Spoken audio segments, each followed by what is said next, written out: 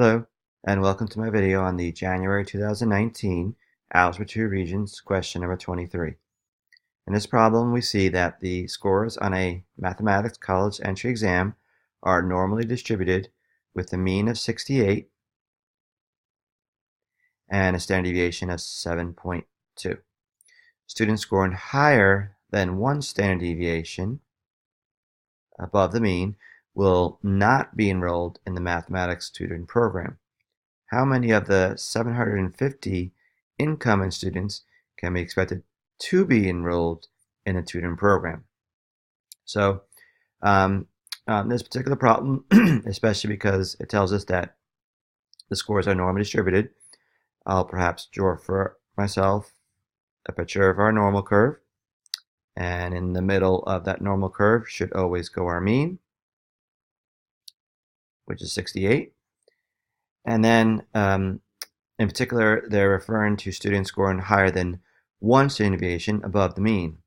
Since the standard deviation is 7.2, if we add 7.2 to 68, we would get one standard deviation above the mean, and that would be at 75.2.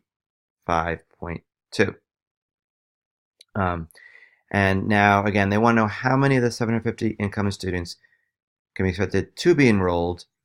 Students, again, will be enrolled if they score below this value of 75.2, everything in here, right? Because they said that if they score above that one standard deviation above the mean, they won't be enrolled, which means that if they don't score above it, if they score below it, they will be enrolled in the program.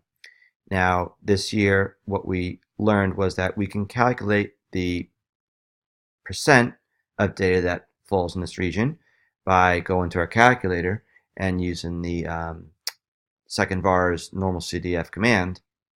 But in order to do that, what we did do was we calculated the z-score of this particular value here at 75.2. So remember that the z-score calculation, we take whatever the value is, the score of our data in the actual problem, which in this case is 75.2. We subtract that from the mean of 68, and we put that over 7.2. And when we evaluate this, we get a value of 1, which hopefully makes sense because, again, this score is one standard deviation above the mean, and that's what the z-score is. So now that we have that z-score, we can go to our calculator to find out what the percent of data that lies in this region. And now remember, when we go to that to our calculator, it's going to ask us for a lower bound and an upper bound. And since on this region, the right-handmost point, the highest value on the region that we have here is at 75.2. For an upper bound, we're going to use a value of 1.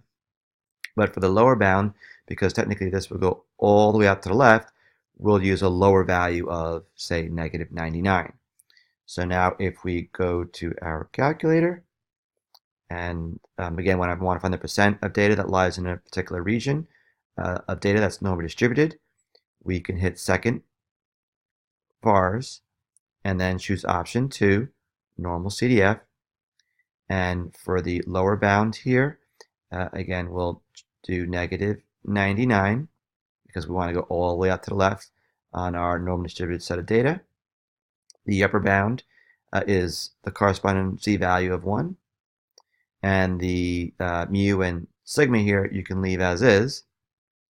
So we can just hit enter, and then the calculator gives us the percent of data that lies on that region of our normally distributed data, which is 0.841344. So now that's the percent of data, and they want to know the actual number of students.